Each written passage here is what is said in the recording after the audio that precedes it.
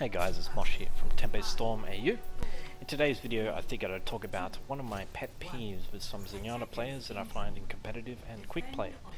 Zenyatta is first and foremost a support hero, but due to his impressive projectile damage, some players often forget to utilize his kit, which is what makes him really strong, separating him from playing an offensive hero. I'm going to focus on two things that I feel Zenyatta players could improve on. These aspects of gameplay are orb usage and ultimate usage.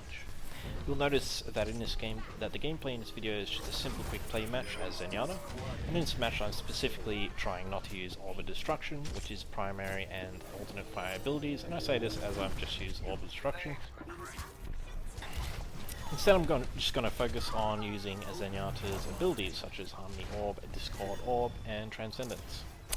I'm doing this as a training exercise for two reasons: to make sure that I'm devoting most of my focus on throwing out Harmony or Discord Orbs, and to ensure that I'm vulnerable enough that I'm forced to position myself in a way that avoids the enemy team.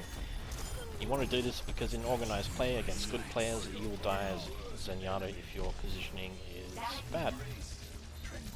If you're new to Zenyatta, I recommend you try a few games like this every now and again to learn how to manage your orbs and positioning more effectively.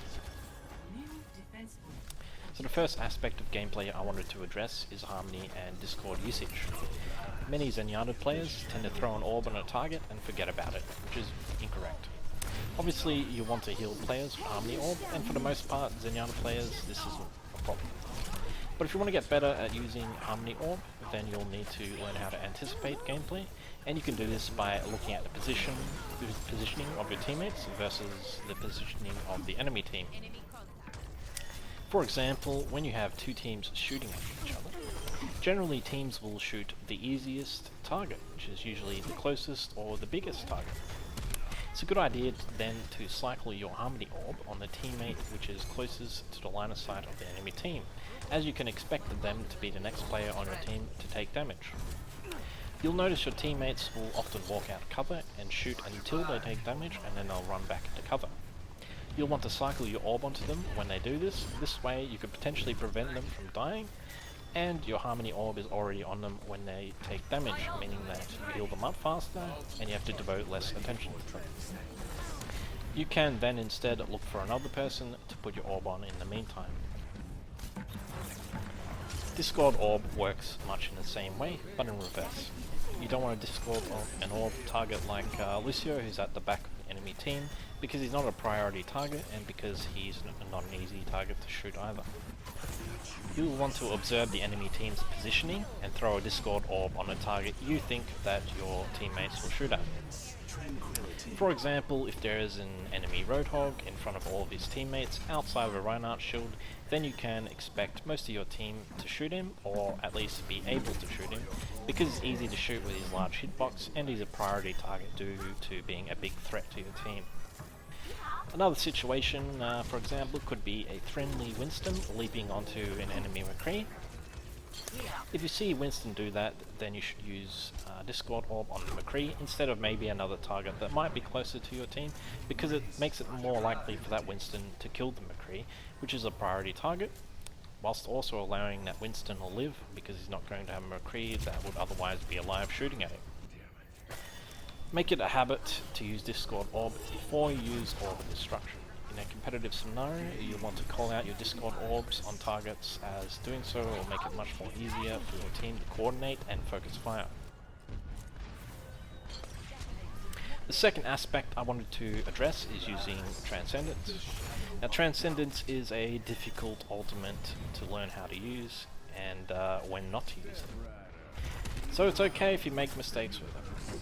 Be prepared to make mistakes with it, and don't hold your ultimate in favor of the planets aligning once a match. Take risks when you're learning, because it will either pay off in the future, or the reason why it didn't pay off will be very obvious, allowing you to correct a mistake. I've seen many Zenyatta players time and time again afraid to use their ultimate out of fear of being that guy that pressed Q and stood in the middle of the road on Hollywood, arms spread out like an idiot. Don't worry, don't be afraid to make mistakes. Mistakes are what allows you to learn and get better. As far as learning when and when not to use it, What I do is simply press tab and have a look at what heroes enemy team has. For example, let's say you're up against a team consisting of Winston, Zarya, Reaper, Genji, Zenyatta and Lucio. You'll want to analyze that team composition and figure out what the conditions are for using Transcendence. Against that team composition that I just mentioned, you'll want to look at it and you'll figure out pretty quickly that Winston, Zenyatta and Lucio's ultimates don't really require you to use your ultimate to counter them, so you can mostly ignore them. This leaves us with Zarya, Reaper and Genji as the ultimates that you'll want to counter. Reaper and Genji's ultimates can outright kill your team, however Zarya's ultimate requires some form of follow-up, so you can make the call in your mind to use your ultimate against Genji and Reaper, but maybe hold off using it inside Zarya's ultimate if you feel like she doesn't have much follow-up. If she does have follow-up, then you can just use Transcendence if you feel that your team is going to die. Now let's say later on in the match, the Reaper on that team switches to McCree. Now the conditions have suddenly changed and you'll need to adapt to that. McCree's ultimate Deadeye one-shots players, which renders Transcendence useless in its ability to save people. So instead you'll want to use your ultimate against Genji still, but against McCree it will not be effective.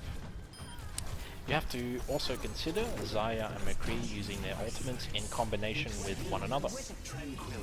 You can use Transcendence on Zarya's ultimate, but it might not be a good idea, as if McCree is also using his ultimate Deadeye, then using Transcendence to counter that black hole is just a waste of time.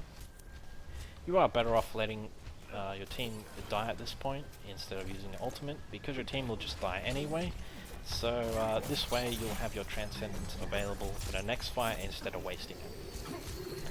Obviously this is just one scenario, but hopefully it gives you some idea about how to think about using Transcendence, which you can then apply to your own gameplay.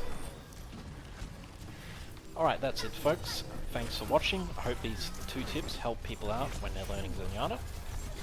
I guarantee that if you can master orb usage and ultimate usage on Zenyatta, you'll never need to hit an orb of destruction in order for your teams to love you. Alright, that's it folks. See you later.